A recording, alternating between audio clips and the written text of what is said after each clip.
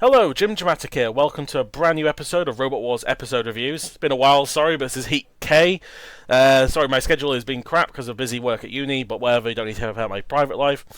Joining me today is brand new to my series. I've also been on the series before with the Robot Wars History podcast. It is Dan.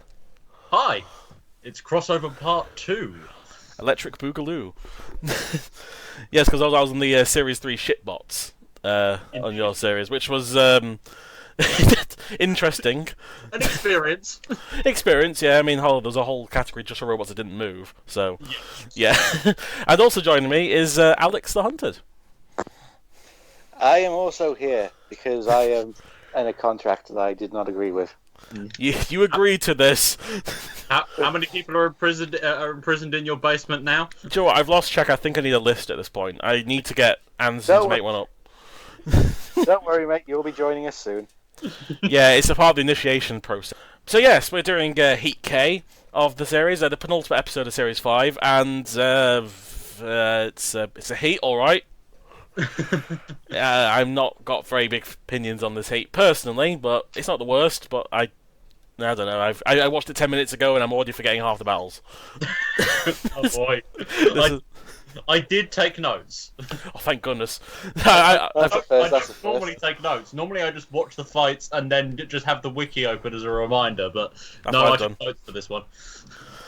I mean, I've got the wiki open, thankfully, so I can at least remember the basic things that happened. There's only like 2 fights I remember like specifics about, so this will be fun. This will be a fun episode, this one. Oh boy. And the reason why it's such a fun episode, because it contains my favourite robot of all time, I think. Whoa, I don't know. It's Razer. Whoa, the first time at least they made out the heat this time, but they got a really easy I think heat. I think this was the ultimate of the producers going, if you don't win this heat, you're never going to bloody win the Robot Wars. Yeah, this is the most just let the seed win heat that's ever existed. That wasn't a champion heat or for Hypnodisc. Well, actually, fair. Their Series 3 heat was also very easy to win, and they still fucked it up. Yeah. Somehow, I mean. It's just amazing to think that if Razer had won that heat, there was a possibility of it being the Series 3 champion by the fact they actually managed to beat Chaos 2 in the World Championship. To be honest, if you're in most of the series where Razer broke down, if they didn't break down, they probably would have won. Yeah. No, they wouldn't have won. They wouldn't have won Series 4 because that path would have taken it straight up to meet Hypnodisc in round 1 of the grand final. At which point it would have been completely destroyed. Actually, yeah, we never got to that famous fight of Hypnodisc versus Razer. Never. Also, that fight would have been. Oh, it would have been yet another fight with Firestorm and a fight with Dominator 2. Yeah, because there's one thing. I would like to see it fight Dominator 2. To be fair, yeah, that would be quite cool. I mean, one thing we're not bored of is seeing fights against Firestorm and fights against Tornado because they've got plenty of those. Ooh, well, yeah. And they're all virtually the same. Pretty much, yeah. But I mean, Razer's one of those robots again. It's design-wise, I think it's nice. I mean, I like the team; they seem pretty cool, but. I don't know. It's just there's only so many times I could see Razer crush something, put out the flame. It's hard to make a crusher interesting. That is true. And yeah, I agree there, but at the same time, I will hold my hands up and admit that I do have a bias, which anybody that also listens to the Robot Wars History podcast is probably aware of. But this is my favourite robot, and it has been my favourite robot since I was about 4 years old. So, you know. Hey, fair enough. I mean, we don't get a lot of people really praising Razer. I'm just quite curious. Why is it your favourite out of interest? Happened to be. Literally the first episode I ever saw, my grandfather recorded this thing called Robot Wars and decided to show it to me, and I never saw the episode on repeat ever again. But what I realised based on the time period was that it was actually the International League, and of course Razer was the only robot in that entire episode that was, you know, actually a serious competitive machine. So what did you have? What did you have? You had a metal slug, a box, an American thing that broke down immediately. An Australian thing that broke down had to be replaced by an Irish thing. Yeah. And this polka dotted and this red and black polka dotted thing with with eyes that caught fire easily. Yeah. It wasn't much of a contest. No, it wasn't. And it was just this cool looking metal bird thing, and I was just like, yes, that one is my favorite. Oh, I'm never as much as Pete Summers, right? There's no denying that this Razer is one of the best looking bots ever made. Oh yeah. Yeah. It's very stylish, and I do love. Again, I love its design. I just, even when I was younger, I kind of grew wary of watching it. That's one thing you always got to say about Team Razer is even with what they build, Razer and Warhead, they always seem to when they make something, it's always something that looks alive. Yeah. I want to see what they make next, honestly. Some kind of Razer Warhead hybrid would be pretty cool. Oh god, yeah. I mean, I'm just thinking of something like Wild Razorhead. Thing now. Yeah. Eraserhead. Oh, the possibilities are amazing here. I think at the time, though, Razer, in the context of this heat, actually seeing it do well was a nice change of pace for the main competition, whereas previously it had some astonishingly poor luck. Yeah, I mean, it never seemed to work when it wasn't in the main competition. Yeah, like it got a really bad draw in Series 4. I mean, as I pointed out before, as Philippa loves to point out on Series 3, that when Razer came back, they had conquered the two great superpowers of the USA and Kent. One of these things isn't quite like the other. Yeah. Oof. But I mean, one thing to point out about Razer is, once again, a bit of producer bias. They're seed number 4, despite the fact that they did get to the Heat final at least this time, but then they got pretty much one hit code by Pussycat. Yeah, I mean, I'll accept it this time because they are like 4th seed, and I think at this point they were. Were they? Yeah, they were All Stars champion at this point, and may have already been world champion because the timeline for when the series 5 and Extreme 1 were filmed is a little bit murky because some bits were filmed before, some bits were filmed during, and some bits were filmed after. And that's why you get so much Tornado and Behemoth in them in Extreme 1, because both of them went out in round 2 of Series 5 and were just able to put themselves in for everything. Yeah, we still saw loads of Razer though. Yeah, Razer did get a fair showing in Extreme 1 as well. Well, that's the thing. They only entered the Vengeance in the All Stars. They entered the Vengeance in the All Stars, but being the world champion and also being and also winning the All Stars qualified them for the second World Championships as well. Yeah. Oh, that's true. Yeah. That was an extra competition, and also it won all of its All Stars fights, so that it was in more episodes because of that as well. Yeah. I mean, is there anything else to say about Razer? I mean, this is probably not really until we discuss the fights. I don't think this is the 4th series in a row I've talked about Razer, and that's excluding international specials and Extreme and all that. I've talked about Razer a lot, so let's talk about a robot that no one never talks about. Rick. Poor Rick. It's for some in some cases good reason, because Series 5 version of Rick is not very good. No, I mean, I will say though, compared to Maverick, at least it's an upgrade. Oh yeah. I mean, like, in terms of upgrades, it's not quite Challenger 2 to Supernova, but you know. You mean Oblivion? I was saying that was the case. Bloody hell. Yeah, but no. To be fair, Oblivion 2 to Supernova is an even bigger leap, because Oblivion 2 just like died from having Sword Point drive on top of it. No, nothing is still greater than Groundhog to Firestorm to me. That's still the oddest evolution ever. But I mean, back to but still, with Rick, I mean, it's got a decent design. The problem is, it's just so slow.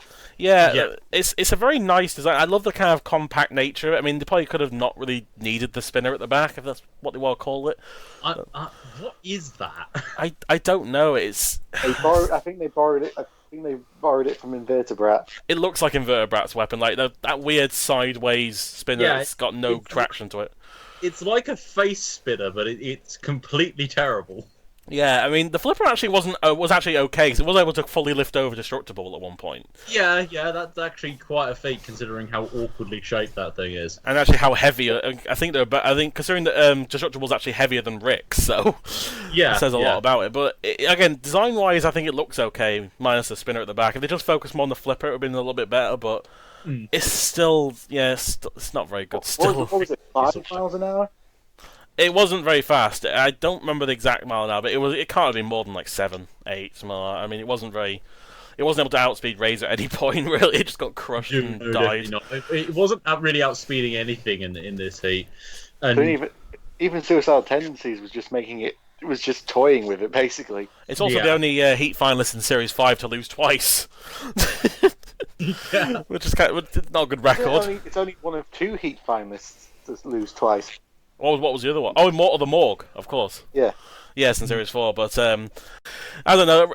Again, they come back in Series 6, I think, and they don't really... No, Series 7. Oh, Series 7. See, this thing, I can't remember. Series 6 and 7 do blur a little bit with some of the robots. Like, I forget if something's in Series 6, but not Series 7. But then, I forget which of the robots are in the other series, because, I don't know, they're very, very long, with a lot of robots in them. Yeah. But Rick doesn't last very long in Series 7 anyway. No, I couldn't imagine, especially in a 4-way melee. I mean, it could barely last in a 2-way melee. The only robot it beat in this heat was Destructible, and they died after getting flipped slightly. So, it's not really... Like, beating Destructible is not an achievement. No, it's like how Anson likes to call Little Fly amazing when it beat robots like Something and just barely hit Weldor at one point. No, sorry, Tiberius, sorry. Yeah. That was it. See, that Heat's so forgettable, I forget. But yeah, Rick's probably one of the weaker Heat finalists by the fact that it didn't actually technically get there properly. It actually had to be reinstated. And then beat a bubble. But I mean, again, I like it. Again, design-wise, it's nice. It just doesn't live up to what it could do. Although, again, the flipper at least had some power to it. Again, and if you're better than Maverick, it's good. Good start. It's a good start. That's not a high bar to clear. Not particularly, but what are you gonna do? I guess. I guess we've talked about it a lot. Actually, we'll just talk about Destructible right off the bat. I guess because they had a weapon on it at least. That's like just this. The Destructible was apparently the originator of Chomp's weapon from BattleBots. They stole the idea, obviously. It was that good. I mean, they got rid of that mother-in-law's tongue and replaced it with this giant overarching, really, really slow arm. Yeah, as well. they clearly didn't get the advice from. Geez, just looking at this and then looking at Arnold A, then it's basically the same robot. I see why you've got problems talking now. Look at the difference between the two. But you know what I mean? Like Arnold A is the same. It's got the same like overhead weapon. I think it's probably electric powered as well, like Destructible, and it's just so different because, well, Destructible was more like a hugger than an actual act. Yeah, it's kind of fun. I swear it's the same robot from last series, just with extra stuff on it to make it 100 kilograms. Fresh off its starring role in the Robot Wars board game. Oh God, I forgot it was in that. Jesus, every time I forget that exists until someone that has the weirdest selection of miniatures because you've got like Razer and Chaos 2 in it, and they both look deformed. But then you've got and then like Panic Attack. Yeah, Panic, and then you have Bolt from the Blue. Well, wasn't it Bolt from the Blue? They just gave them that because it's still salty. Yeah, still better.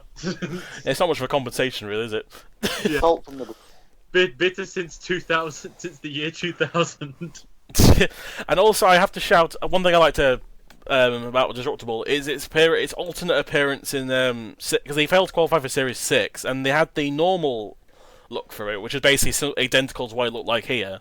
And then there's an alternate one which has a really low res picture on the wiki, and it looks so like some creepypasta picture. What it is, it's a surprise look. It's like, oh my god, look who I'm fighting. Yeah, it's without all the eyelashes, and it hasn't got like the eyelashes on the top. It's got them on the side, and it just looks this blank stare. It just looks like it's sin things. Yeah. I mean, there's no surprise this thing didn't make it in Series 6 by the fact that it really just like it wore out its welcome after Series 5. Yeah, clearly. I would have taken Destructible over Demolition Man. Oh, actually, off Dr. fucking Fist. I'll take that any day. Yeah, that is true there. You know. Yeah, I mean, It's just literally the same robot with a swinging rope on it, like a swing rope axe as opposed to a spike. Which I mean, I have no way to back it up, but it looks like the same armor and the same robot. So I wouldn't surprise if they just quote unquote But still, it's upgraded it. one of the few robots that between from Series 4 to Series 5 returning, it does better than it did last series. Actually, that includes Rick as well. Yeah. And Dieter, which is pretty cool. Yeah, that is true. At least they made it past the first round, which is something.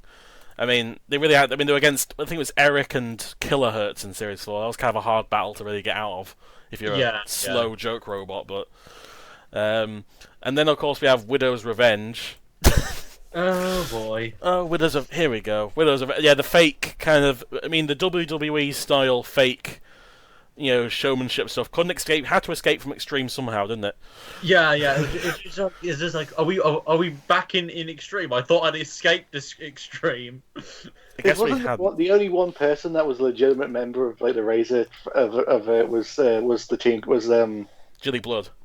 With Jilly. Yeah, because we see her later in. She actually appears because she's part of the Razer team in Series 8 later on. Yeah. Which is pretty cool. But all the others were just people they picked up off his age. You want to be on a robot? Was sure. Yeah, there was also a fourth team member apparently who was ill who wasn't there or something, or a third team member or something.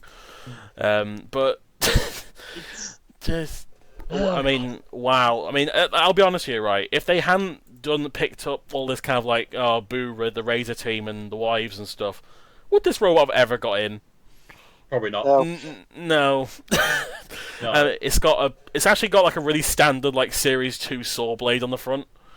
Well, I think it is probably just more like an angle grinder motor on it. Yeah. It kind of looks like it's trying to be a drum, but on the back, yeah. Oh, the back's the drum. Yeah, it's like a weird. Oh, the drum. Oh, yeah.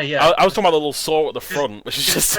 It spends most of the fight. It spends most of the fight in reverse, doesn't it? You try to use the drum instead. Because it's two-wheel drive. I actually really like the idea of a drum spinner styled after a rolling pin. It's a funny little idea, isn't it? Good, yeah. I mean, it doesn't work, but I mean, to its credit, it did. I mean, when it worked, it actually had an okay speed to it, but it just didn't really. It's not damaging enough, and that sort is just. And as we see later on, it's an empty robot. It's kind of like the shrapnel where you just open it up and there's just space. Yeah, I mean, when Razer and Matilda ripped it open, you could see there was just nothing in it almost. Yeah, like it was hollow. It always strikes me as odd that this wasn't a first round fight. Yeah, and the best thing is it weighs 100 kilograms for a robot with nothing in it. It weighs more than Razer does because Razer's only 97. I don't know how that works. No, legitimately, it must be like the weapons and some of them weapon motors that makes up a lot of weight because I can't imagine. If it's made out of a fridge, fridges are pretty heavy. I suppose so. I mean, they do drop a lot of them on the on robots, and also it's the main one in Robot Arena 2 as well in the arena. It's just the fridge. That's what they should have added to Series 10 instead of the Fog of War. They should have brought back the drop zone. Yeah, just keep dropping it like because they didn't in the Dutch Wars line drop like the chassis of an old robot that was so shit they just put it into the drop zone. Yeah, it was a joke. Was it joke? It was that Joker face one. Oh yeah, it was. I forgot what it was. Yeah, I think it was on the episode of Extreme. Yeah, it was the one that looked competent, but Golem, that was it. Yeah, Golem, that was the one. Yeah, that was it. Because I remember Wayne told me about that. And it was his picture on Skype for ages of Golem hanging up from the ceiling. But I mean, I have to point out. I know this is a running theme for Series 5, but the terrible title cards that they give the robots. Right, this time they have described Widow's Revenge's weapon as a spinning disc, okay, and scoop. Where's the drum? It's a wedge front. Where's the drum, though? Yeah. It just says spinning disc, it doesn't say spinning weapons. To be honest, looking at the drum, it probably was a very last-minute addition. Yeah, although I was reminded though of in Extreme 2 because I just seen an early episode of Mike's live review came out today and they described Tornado's weapon as spinning hammers. So, no. Weirdest looking hammers I've ever seen. Yeah. But they haven't even got like a handle or anything. It's just odd. But yeah, Widow's Revenge is just. I mean, again, it was. I mean, fair play to the team. At least it was entertaining. At least it was kind of dumb, but the robot itself is nothing to really, phone home about. It's just. It's all right. Yeah.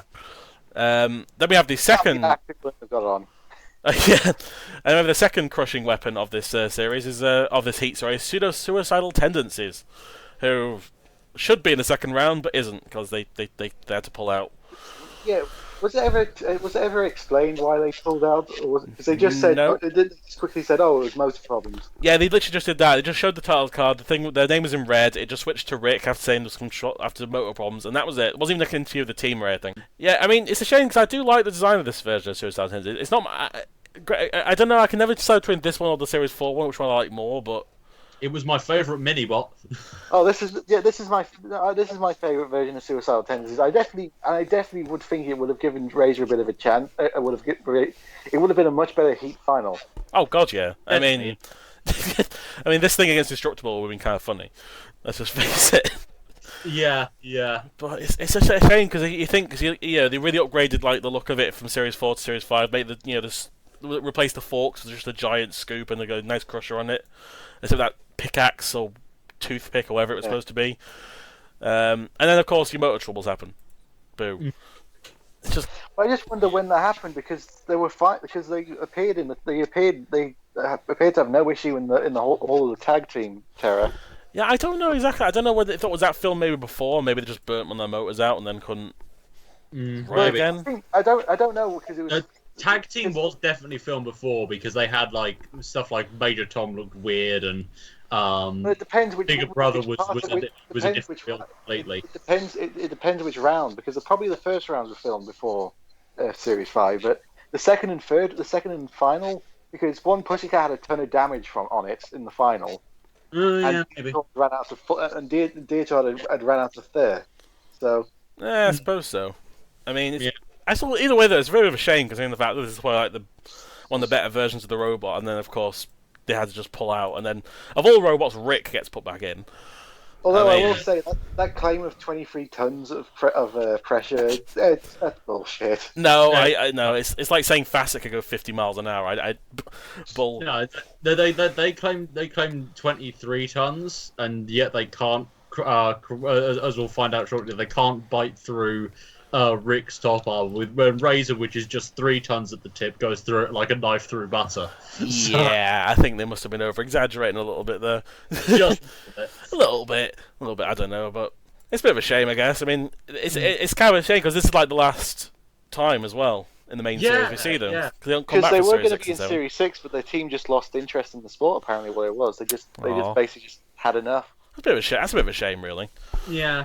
But The same thing happened with S3 after Series 6, which was also tragic. that was more of a tragic because in fact they were twice semi-finalists as well. Yeah. It just reminds me of Pitbull when they just kind of just sold it rather than coming back, which is a bit of a shame. But what are you gonna do? Then there's something, which is, as I always say, certainly something.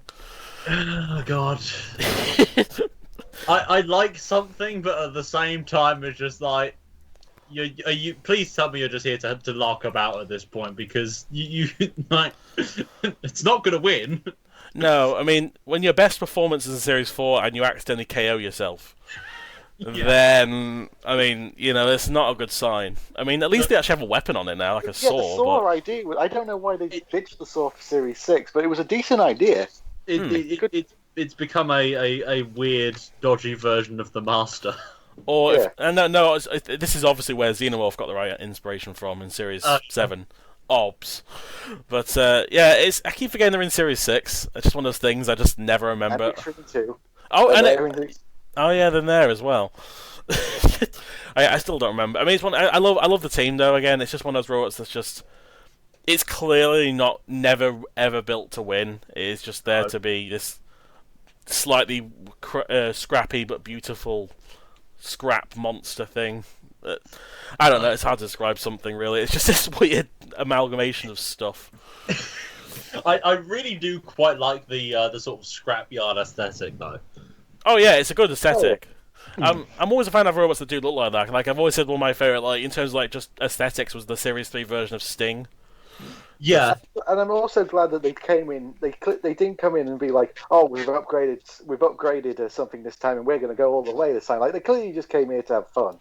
Oh yeah, they never really came in the intention of being uber They had no competitive. delusions. Yeah, exactly. I do like teams like that where they really don't mind if they win or lose. They just want to be there to have a bit of fun.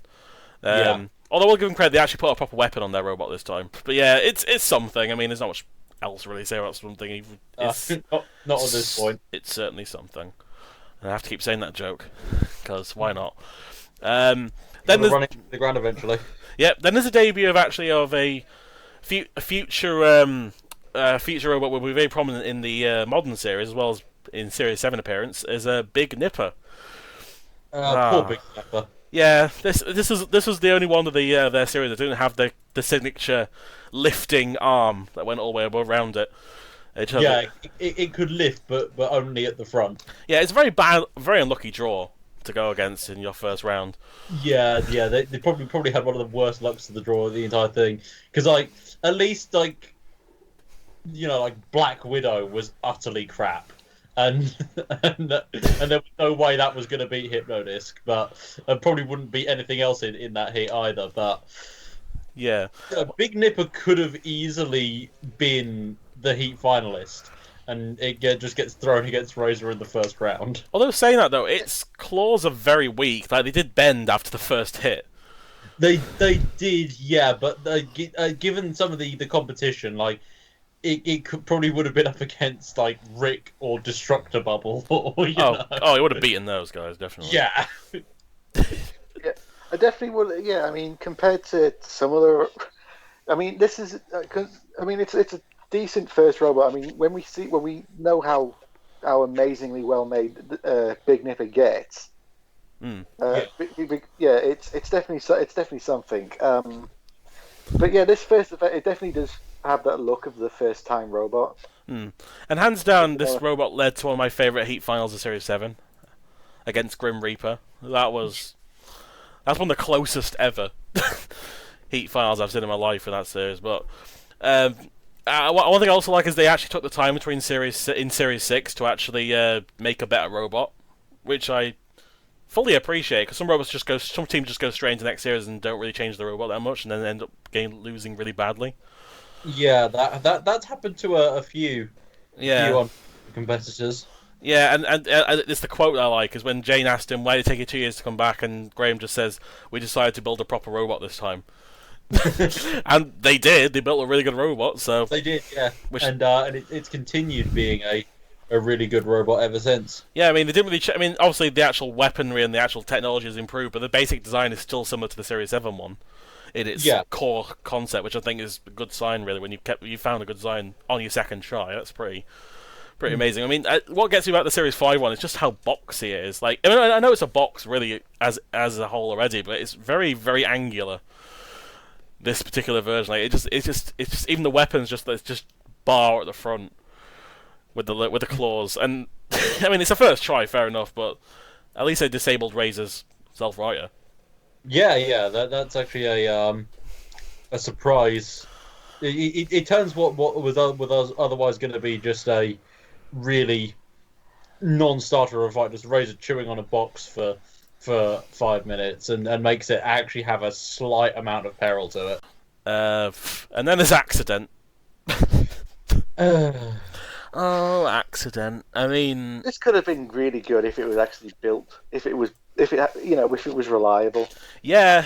I mean, fair play to the guy. It's one of the few disabled people we've ever had on Robot Wars. Also one of the few solo teams as well that isn't Adam Clark. And what I also liked about Robot Wars is they never brought up the fact that he was disabled.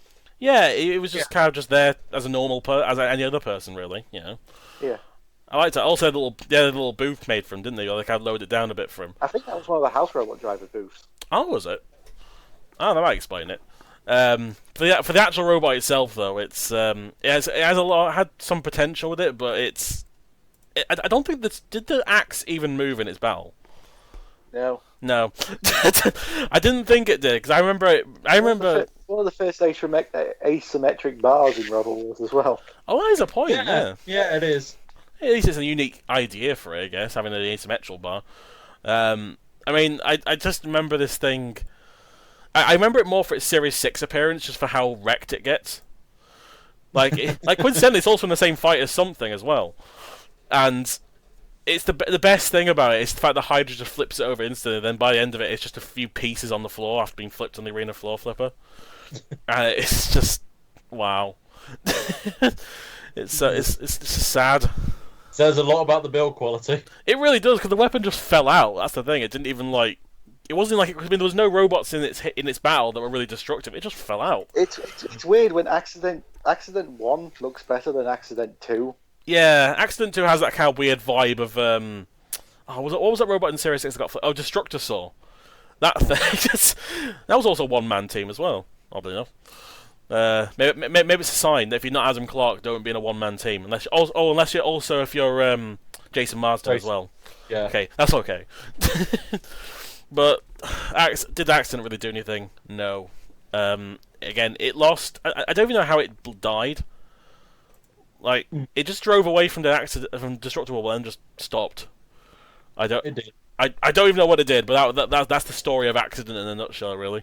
It takes a lot to lose the Destructor Bubble. It really does.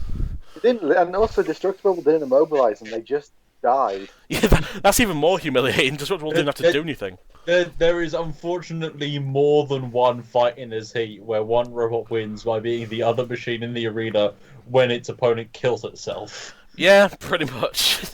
I guess for the battles then, this is loads of unexplained lore about Accident we haven't discovered yet. Then I guess we'll get to the battles and. I don't know. Somebody from the wiki will probably be emailing one of the team members in a couple of weeks or something. You mean the team member? yeah, true. I mean, the first battle, Big Nipper and Razer, was just Razer grabbing Big Nipper. Apart from the very first moment, that was the only bit that was kind of the only highlight, was Razer losing part of its self-righting mechanism. Yeah. It's a really weird matchup for round one from like the perspective of a modern viewer, or even just from the point of view of post Series 7. But yeah, here's Big Nipper's like mediocre first form. Yeah, and it's the thing now. If it was modern day, Big Nipper would probably win. Oh yeah, absolutely. Yeah. Well, they put the spinner on it, and Razer would be fucked completely. Yeah, that's the weird thing about hindsight, is looking at this battle and going, well, it's just weird to think that this would be so different if it was just 10 years later. Yeah, I think if it was the next version of Big Nipper Up, it would probably be a pretty good fight, though. Oh, definitely. Even the Series 7 version would have been a cool fight. Yeah. But we never saw Razer in Series 7. Oh no. No. Oh no. I can tell you're really cut up about that. Oh, I'm very sad, yes. Probably hands down one of the duller fights was Widow's Revenge and something, because it's just two robots driving around most of the time. It is, and what was it? Something's saw breaks on the first hit, and then it loses drive on one side somehow. It's another case of something kills itself after Series 4, and it says a lot about how little faith the producers had in something's ability, that they, even though they obviously wanted Razer and Widow's Revenge to fight, they put Widow's Revenge up against something first because they knew it would probably beat something. And that was a very good strategy, because they ended up winning pretty. Well, I wouldn't say easily. They just kind of did stuff, and eventually something broke. I guess the idea they were going for was that, like, either Widow's Revenge beats an established name and sort of establishes itself a little bit before it gets trashed by Razer, or Widow's Revenge loses and then they can play the next round up as Razer avenging their partners in the next battle.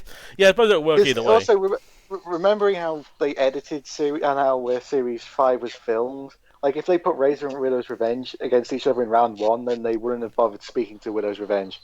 Yeah, that's true. They probably wanted to make sure they had a chance at doing the funny quote unquote interview. Yeah, quote unquote. It's probably the most dullest way to end a fight, where you just got something, and you got Widow's Revenge just stuck on top of something. Yeah. And it's just like, wow, this was a fight. This lasted 5 minutes. Yeah.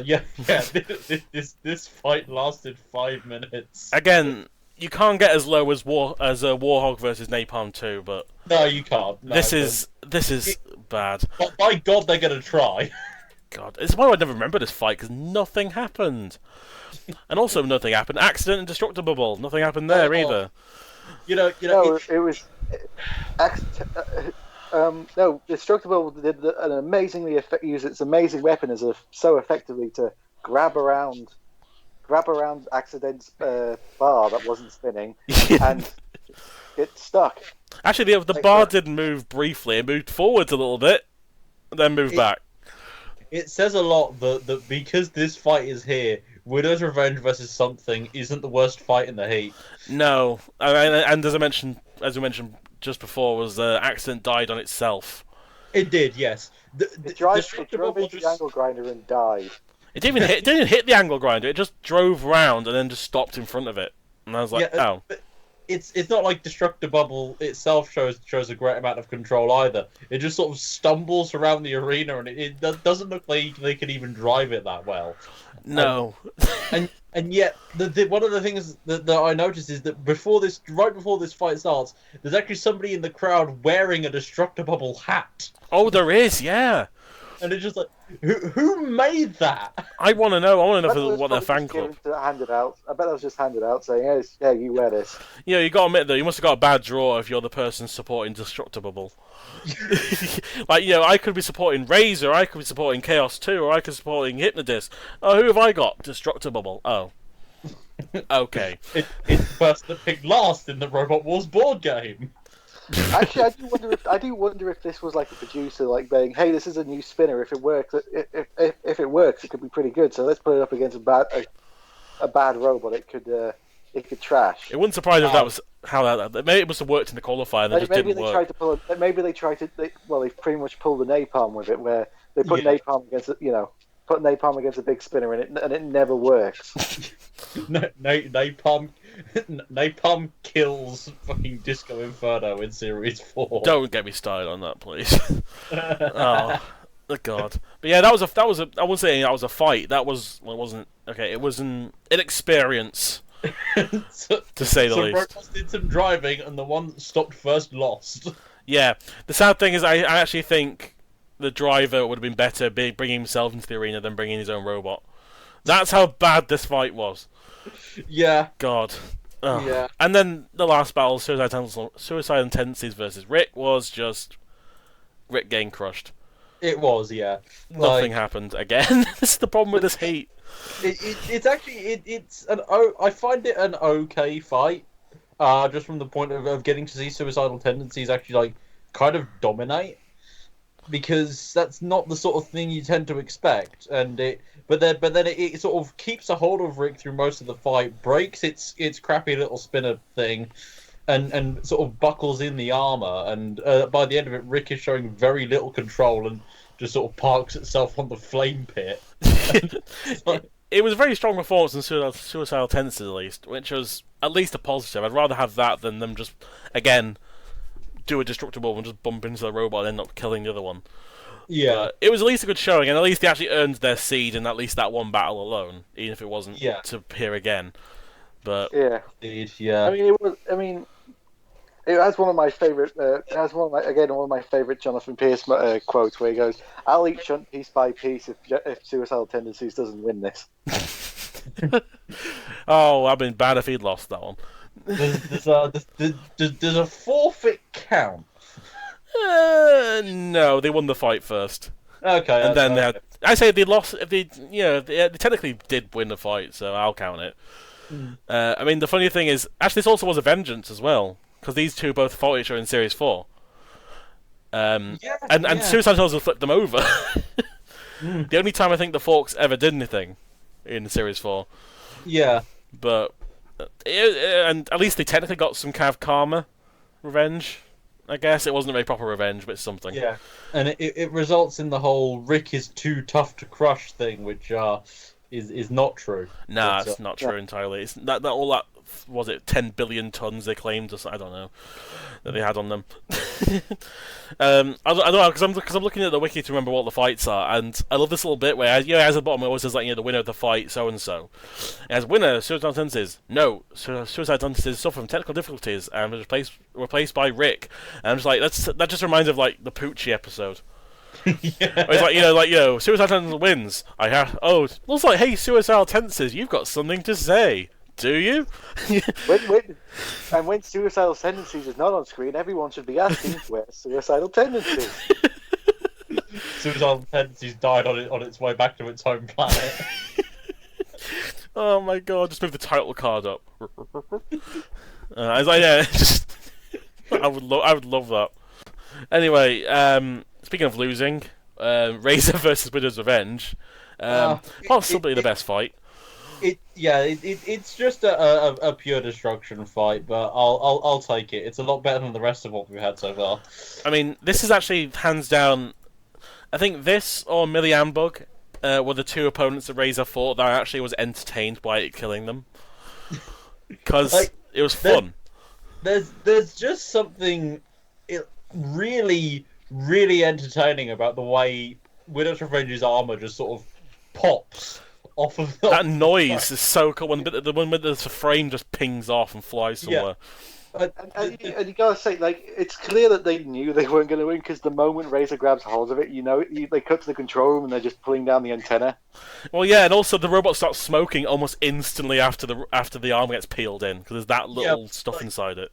It's basically a one-hit kill, and we kind of know that like the Razer team did have a habit of scouting in the pits and just sort of taking note of where the important but not too expensive bits of a robot's internal are, so that they could bite on them and end a fight fairly quickly without causing huge amounts of expensive damage. Man, you say that, but which part of Widow's Revenge is actually expensive? Well, yeah. That's an expensive rolling pin you got there. Oh god, yeah. Oh, they didn't destroy the rolling pin at least. That was something. Yeah. But they given that they supposedly helped build this thing, and obviously Jilly Blood. To be honest, Widow's Revenge looks like a robot that was built in a day. Yeah, you could probably build Widow's Revenge in a day. Yeah, to be fair, it looks like it does kind of look like one of those something that was almost like a school project. Yeah, it has that very kind of traction vibe to it almost. Yeah. Not in a bad way, but I would take Widow's Revenge over Traction, honestly. That's debatable to me, actually.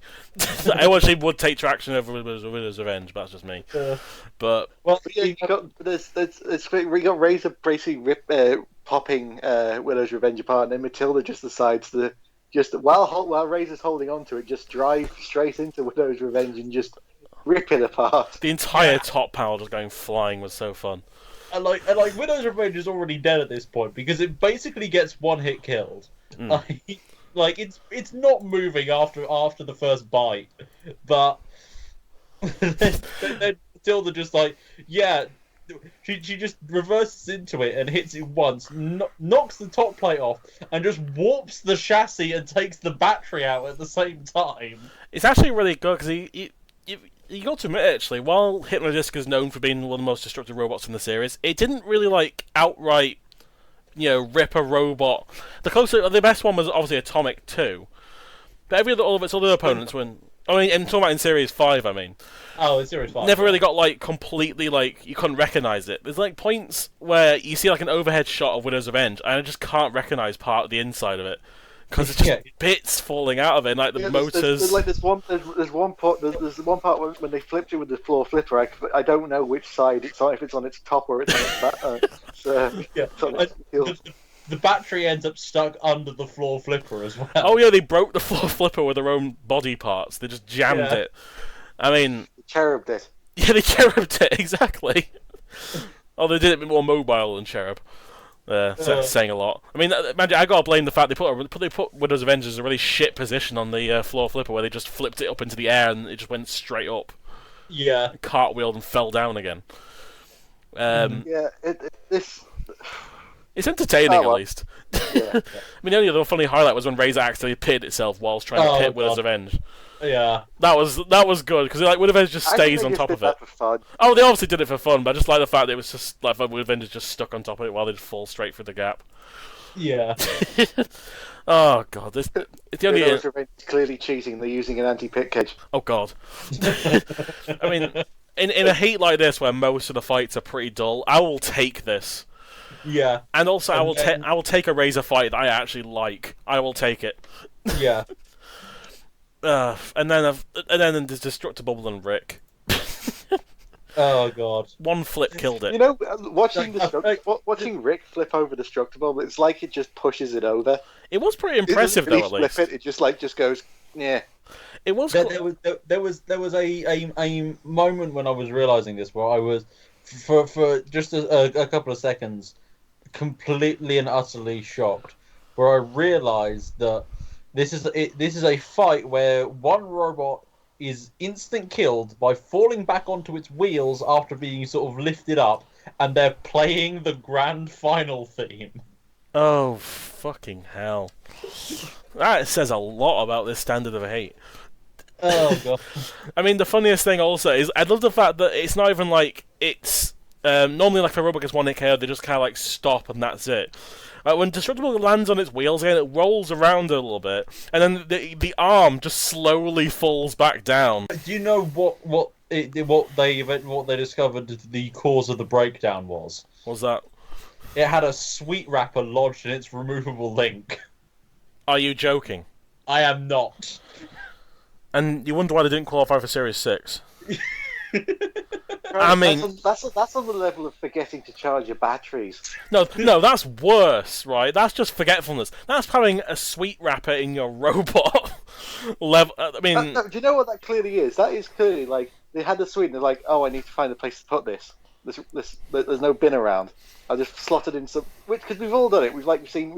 When you've got a piece of when you got like a sweet wrapper or something, you just push it into a slot or something. yeah, I mean, I've also found another discovery. If you zoom in on the grand final fight of Pussycat versus Hypnodisc, if you zoom in very closely, it's not Pussycat that destroys it. It's the bit of gum lodged between Hypnodisc wheel, and that caused it to not be able to move. I mean, obviously, because the Rover Boys are very, very dirty when it comes to putting their gum away. So Yeah. bit of a problem there, but yeah, and also I did like how elegantly, if very slowly, Destructible rolled into the pit. That robot too big for the pit. Yeah, almost. Almost. It just fit in, but very, very, very. Yeah. It was a lot of effort to get that thing in. But obviously, Shunt gets red carded for coming out and attacking a dead robot. Yeah, I don't get that. Like, come on now, it's dead. It's not been moving for like a minute. Just give Shunt this moment. He wants to pop a bubble. Come on now. He sees the face. He's seeing the biggest face he's ever seen. Of course, he's going to go for it. That is the ultimate like headshot for him. Like you can't miss it. This robot is just all head. I've got to hit it. It is the Yeah, he just can't miss this thing. Like, if he shouldn't miss that, then they must have brought back the Series 2 drive when he was drunk. If that was the case. Yeah, Shunt's been to Alcoholics Anonymous. He's doing a lot better these days. Yeah, and the winner of that was Rick. It's like that scene it's like the scene in SpongeBob where Shunt is just looking at the Destructible going, I don't need it. I don't need it. I don't need it. I need it. It's like I think this is like the last. Oh, actually, I'm trying to. Are there any other like heads or like head equivalents he breaks in Series 6 onwards? Because this might be potentially one of his last ones. There probably is. I can't remember off the top of my head. There might be. This one, the last one that I can think of that's significant anyway. Where he really, again, Smile got red carded for this because Refmot's not doing his job, even though half the time he never does his fucking job anyway. But hypocrite guy. But whatever, we're fine. It's cool. Behemoth was immobilized in Series. Apart from that, cool. It's fine. It's okay. It's okay. I'm not going to get over that, but cool. Yes. So Rick won that. I mean, I say win in massive inverted commas to the point where you can't see the words anymore. But yes, they won. Although they won it way better than Destructible won their previous fight, so it's all cool. And then the heat final was very boring. It's it's a fight of one almost moment where after Rick's corpse gets launched on the floor flipper, it lands perfectly on the pit, but the pit isn't open yet. That would have And been perfect. Oh god! Like if we'd got a repeat performance of Fluffy in Extreme, that would have just been perfect. That would have been perfect. I mean, But, Razer got a little attack on Sir Killalot at least. Yeah, I always love it when the house robots get attacked. I think no, the best moment is when Sir Killalot's grabbed hold of Razer and it's just grabbing hold of his arm as it is about to go in the pit. Yeah, it's just like nope, holding on. It's like a kid in like a supermarket. I was like when they start crying for something, like go over into the parent's arm, like no, stop it, no, I want to go this way, I want this, and it's like you're going to bed. Yeah. And I was like, for the second time in a heat that he is the winner of, Razor ends up in the pit. I will say Jonathan Pierce is a bit bullshit when he says when he watches Rick gets flipped over, he says an unworthy ending to a worthy Heat finalist. Worthy. They got for the first round through luck. They got into the first round through luck, and they got through the second round. I mean, yeah, it was Destructor Bubble, but ultimately their opponent had a sweet wrapper stuck in their link. Yeah, it's not really a victory, is it? Really? No, it's like, I mean, it probably would have beaten a working Destructor Bubble because it's at least slightly competent. It would have rolled over. Yeah. It's also the only. This was also the only heat of Series 5 to not have a semi-finalist in it, and it shows. It really does show. I mean, technically, we have two heat finalists. Atomic wasn't a semi-finalist. No, I mean, you have the Chaos 2 in it, don't you? I mean, Robots got to the semi-finals at least. Yeah, that's what I mean. I mean, like, technically, here we have two heat finalists, but. Yeah. Like, right. Yeah, I get what you mean. Yeah. I thought you meant like it was the only robot. It was the only heat where the other seed wasn't. Where it only had one semi-finalist. I was like, no, wait, yeah. No, I see. I get you. Yeah, but the heat final wasn't. I mean, the most part that we talk more about the heat final was what happened after when the robot died, and not the fight, not the quote-unquote fight. So I guess that was Heat K. Oof. I liked it when I was a child. That's all that matters. Yeah. It's kind of. I get the feelings for me is like it's kind of like series the Hypnodisc's Heat in Series 4. I liked it as a child because it was Hypnodisc just owning. Looking back, it's mostly not that great. Yeah. It's one of those where it's just like you really sit down and go, okay, why did they switch back to the Series 3 format for this series? Why didn't they keep the Series 4 format with the melees in round 1? Yeah, because it limited the amount of shit robots most of the time. Yeah, because they would put the shit robots up against other shit robots, and then you just guarantee that you get a shit fight, and then B, there's a shit bot in round 2. Basically, it's going to get curb stomped by a better bot. So just Mousetrap's Heat. That's the thing with Robot Wars. Until the reboot, until Series 8 and 9, it's never stuck with a consistent format. Well, no, it's stuck with the same format from Series 6 to Series 7. But it didn't with the semi-finals. No, true, because they went back to 16 heats. Yeah, that is true. It's true, yeah. Yeah, but out of 10, I mean, God, I'm struggling to give it anything higher than a 4. That's just for Widow's Revenge fight. I think I'd give it like a 5, but that's being generous. Oh yeah, that is generous. What about you, Alex? I'll give it a 3, honestly, because there's not much. Really, it only fights the right home about the Razer fight. Yeah, pretty much. Yeah, I maybe the Rick suicidal tendencies battle, but not really. Yeah, he's pushing it. Yeah, so that was penultimate heat, and the next one is the last heat, and I promise I'll actually do this within 3 months. So, do you really? I promise. Fingers crossed. You lie.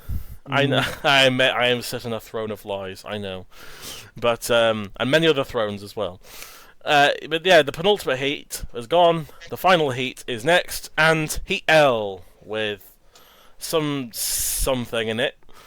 This is actually probably one of the better Series 5 heats. In terms of the robots, it's actually at least promising. You've got 4 genuinely good robots in there, and then also Twister. Yeah, I mean Twister's probably the only bad robot in this. Honestly, I don't hate. I mean Executioner maybe, but at least it's actually a robot. It's not just 10 weapons stuffed on top of each other. But of course, the winner of the heat was who just barely made it out alive was Pussycat. Oh yes, this is your second fair robot, I believe, isn't it? Yeah, This yeah. this would have been such a turn up. I know the second seed beaten by a newcomer. That would have been amazing. I mean, they almost did until Fluffy showed its reliability. Until Fluffy was fluffy. Yeah, all fluff and no substance. But no, yeah, Pussycat is. This is the series where Pussycat really realized the power creep. The power creep definitely crept up on it once, like everybody had like 20 extra kilograms of armor to put on it. Yeah, because its tiny 4-tooth spinner wasn't really enough anymore. Yeah, because Pussycat was. It's death of a thousand cuts tactic doesn't really work. No, because in Series 4 it didn't really have many, like... It didn't really have a single moment where I think, apart from maybe the Grand Final, where it really had any massive issues. Like, it seemed to... Like, even, I mean, surprising, even that includes against Hypnodisc, which is still amazing to me, but... Yeah. No scope. The thing with Pussycat is it kind of got a fair bit of luck with the draw, because... Like, it kept being drawn against robots that had their wheels exposed. Or just robots that didn't have many damaging weapons, like Thermidor and Chaos 2, and... Thermidor, with the exception of Chaos 2, Thermidor comes the closest to beating it. Yeah, and even then it ripped its tires up. When you consider the fact that, like, on its path to the Grand Final, it effortlessly defeats Razer and Hypnodisc, and like peels the skin off of Dominator 2. And also no scopes Repterons make it set on fire right next to Buzzard and Bash. That that was always Pussycat's strength, was its precision driving, like the ability that they had to just snipe. Just and it's... the slightest weak points, and they were just like, oh wow, they've just killed it. And also very sad to say, this is the last time we'll ever see David Gribble. Yeah, that's, ever. Well, in terms of this series, we'll see him in the semi-finals as well. But obviously, the last full series we'll see of him because the Extreme was aired first. Which is such a shame because it's also the reason why Pussycat is not seen in Series 6 at all. Because obviously the team. But just watching back, the Gribble, David, was it? Sorry, I forget. Yeah, Alan David. Gribble was there behind the scenes, wasn't he? He was there behind the scenes, but the actual robot never appeared, and obviously they came back in Series 7 with, basically I guess I'd call it more like honouring a legacy rather than actually... Because I think probably they would have been happy not to appear again, and they would have just been on the technical team. But they wanted to at least... I think they wanted to bring it back one last time, because if the series had ended, so... But... Yeah, it's a shame to see him, but yeah, I love Pussycat. Me too. There's something unique about it. It's just one of the strangest... It's a design that you really don't think would work, but yet it does. It's probably the most strange, effective design. It's also it's a design that you couldn't really do today. No. There's no way you could put like a damaging blade on Pussycat and not make it just make it drive like it did in the Xbox game. Oh no! What's worse is in Arenas of Destruction, it would just get stuck in its side all the time. No. But the worst thing was, I think in both games, if you flipped it upside down, it would be counted out for being immobilized, even while you were driving around, because it couldn't realize that just because you're upside down didn't mean you were immobile. But also the fact that if you're on his side, oppositely, you would never get counted out on your side, even though you couldn't move. It's just, that's bullshit. But that's the games for you. Then the Heat finalist, which was probably one of the strongest newcomers to come out of this series, is Fluffy. Ah, Fluffy, yes. The robot's its weapons span the wrong way most of the time. One of the earliest examples of what would become just the standard robot forever. 2 wheels and a big hunk of metal. Yeah. It's very kind of like beta carbide, isn't it? It is, yeah. Though to be fair, I like it more because at least it has the reliability keeping it down, and it's not just, yep, I can just turn on the spot and you're gonna die if you even try to attack me. No, don't get me started on Series 9 carbide. I mean, it was cool, but it just wouldn't stop being good. It was too good. It was too good, which is... That's basically what you're complaining about, a robot being too good. Yeah. Well, the thing that is just as boring as a robot being too bad. I would have accepted it more if it was like Hypnodisc in Series 4, where the fights weren't over in 2 seconds. Yeah, that is true. And also, Hypnodisc actually had weaknesses that actually could be exploited later on. As Pussycat did. But, yeah. Oh, yeah, it's Pussycat, yeah. But Fluffy, this was a pretty good debut of stuff. I mean... Oh, definitely. Damn. Yeah. I mean, it didn't show much in Extreme, unfortunately, but... No, but it comes in, it beats 2 veterans, and then almost beats the runner-up from the previous year. It's mental, isn't it? That is an amazing debut for a... Let's look at if it did win this heat and go in semi-finals. It would have had Panic Attack, which it could have beaten. Easily. Especially if Panic Attack was in the state that it was in the semi-final. Oh god, yeah. It would have had at least a decent chance of being in the top 8 or something. Yeah. Provided it didn't have the reliability issues, but... And then it would have been it probably would have been drawn against Firestorm, which it would have lost. Yeah, I can't see it being Firestorm.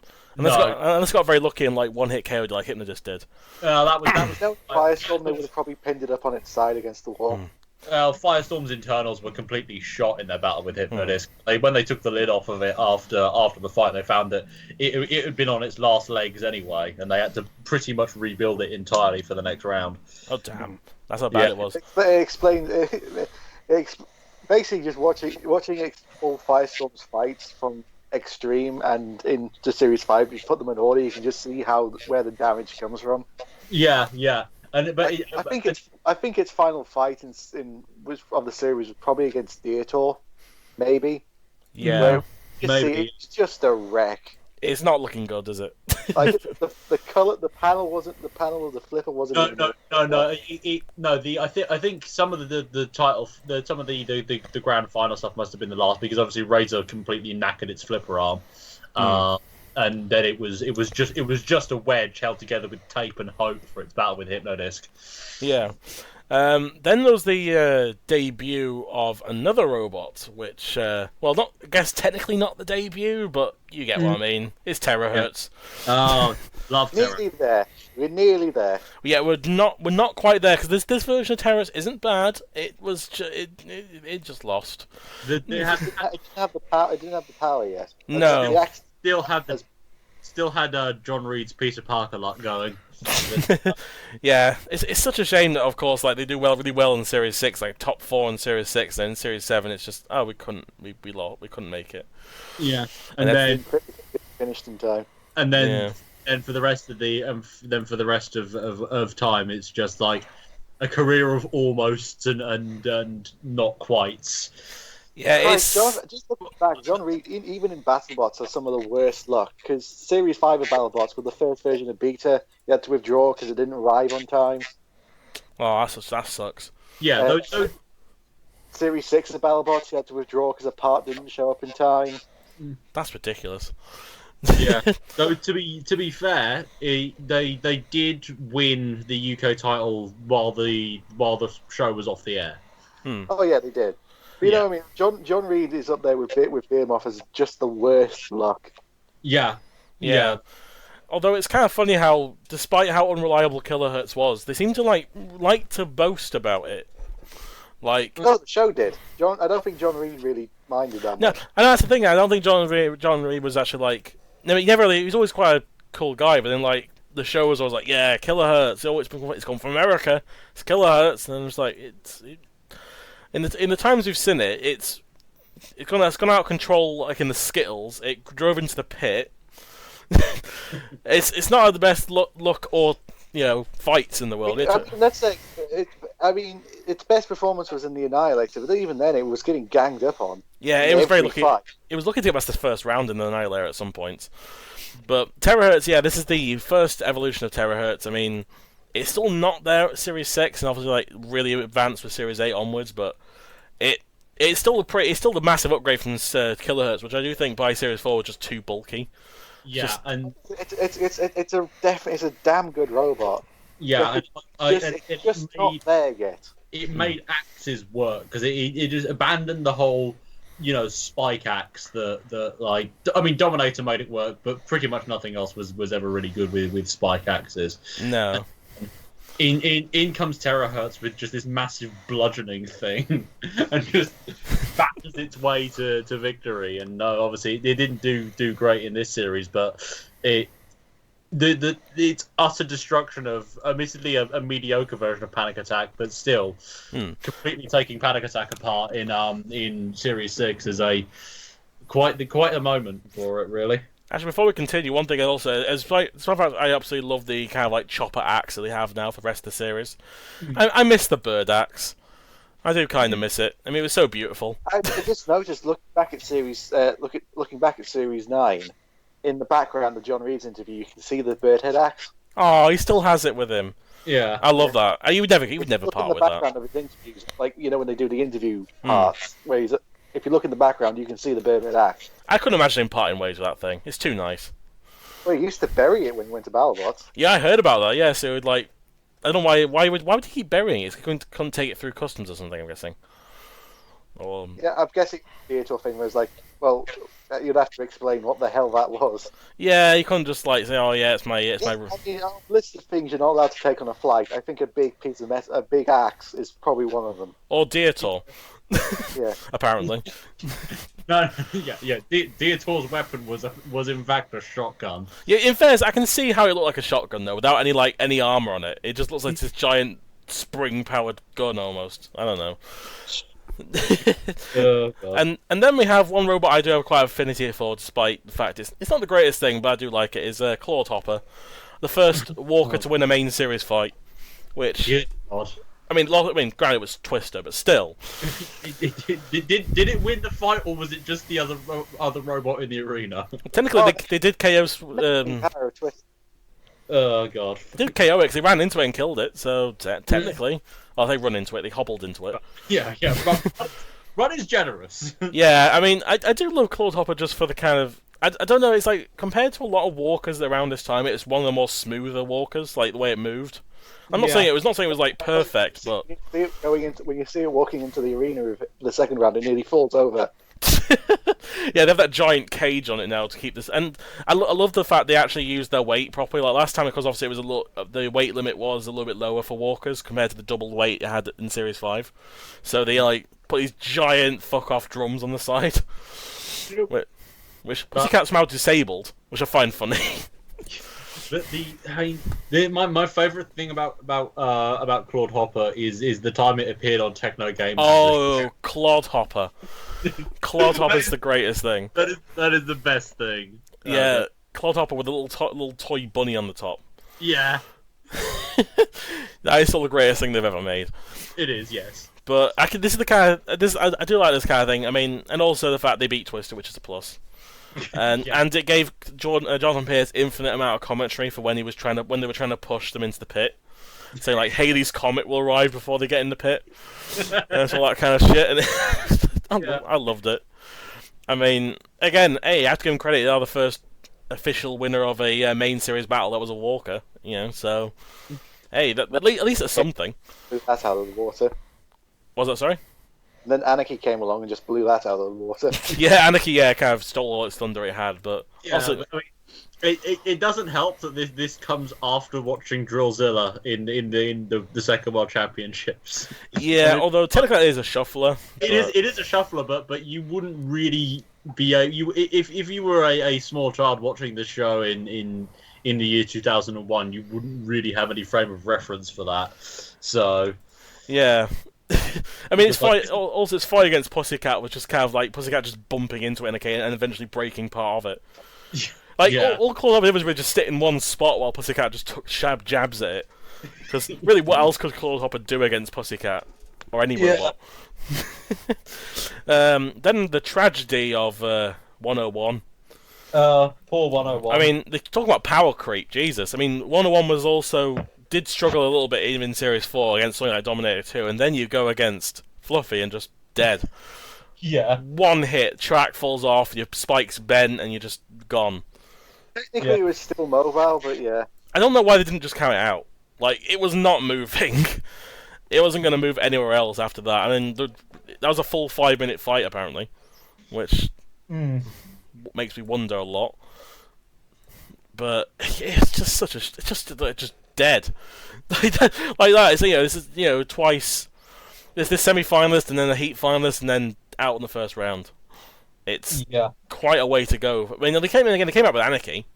But to be honest, by this point, 101 was severely outclassed. I mean, really, all it was just a box with tracks with a spike and a few wedges.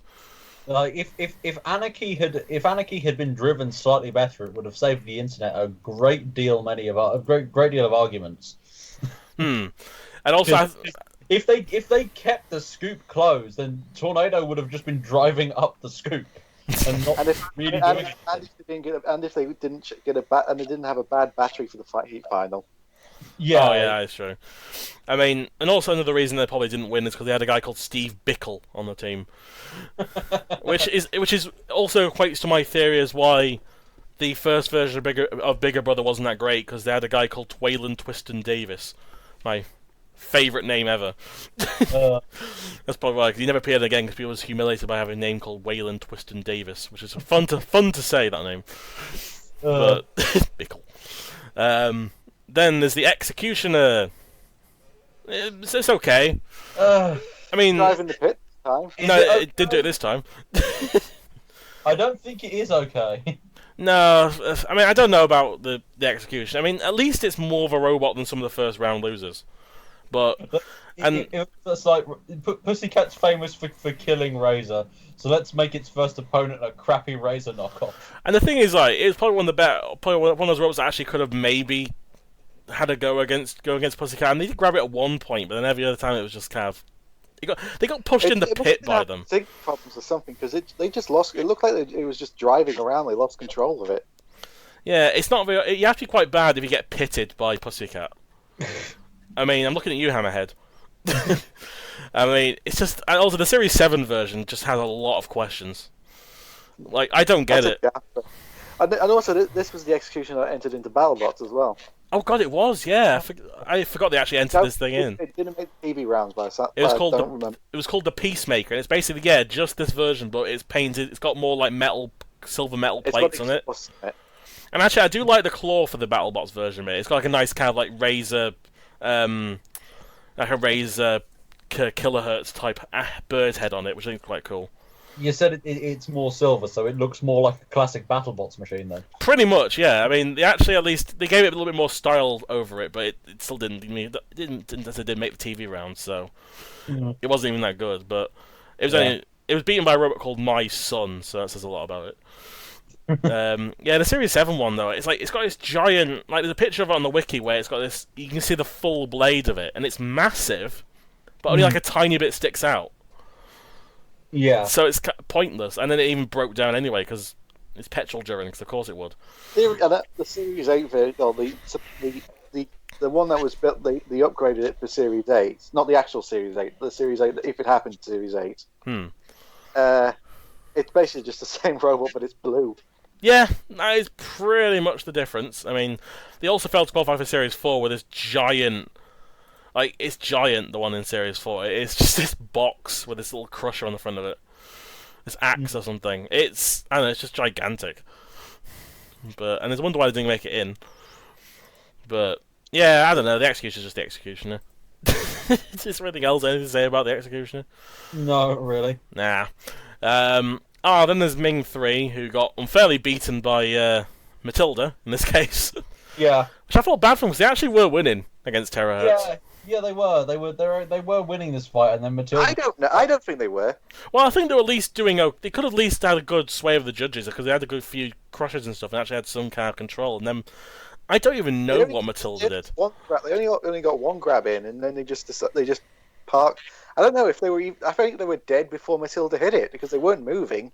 I think they were just stuck on something. Like, there's no confirmation whether they were dead or not, but even way, the fact that Matilda just came in, without even having any checking, just went straight in and... Well, if it wasn't dead, it was dead then. Yeah, it's like... It's one of those things about Matilda where it's just like...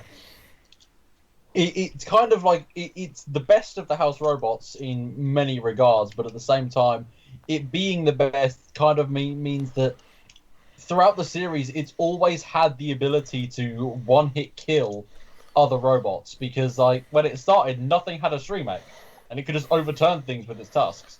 And I always felt that was a bit dodgy to have this one robot that's primary method of attack was like pretty much a guaranteed kill on anything on the first thing that it hit.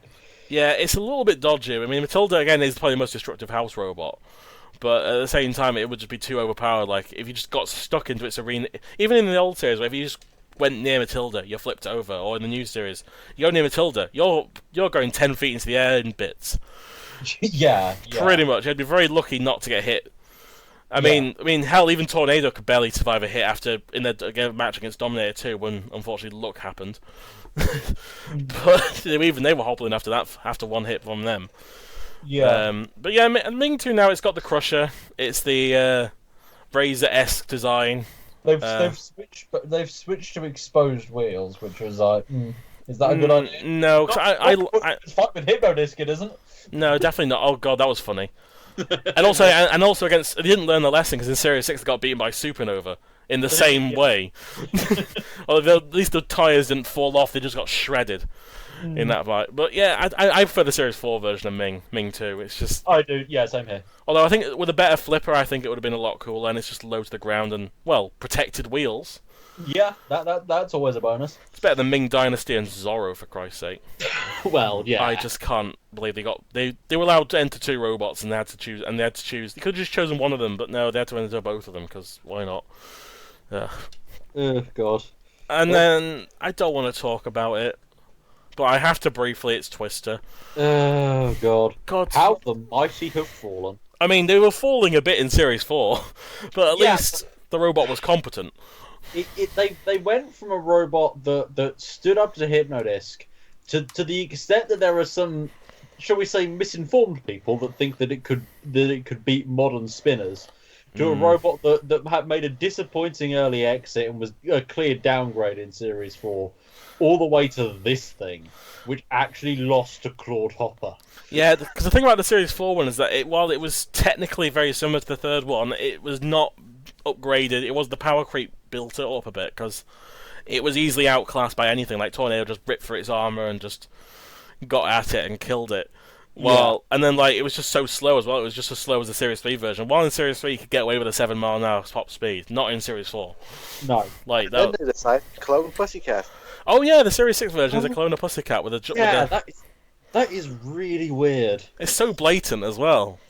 Yeah. Like, there's one thing people saying, oh, you're ripping off Razer with a Crusher, which is bullshit, but people say that, and then you got another one to flat out just making Pussycat. Like, I'm sorry, there's some designs where, I'm not saying you can't use a design of a variant of that, but you got to at least make it your own, and that's a design where you really have to be careful when designing it, and they didn't.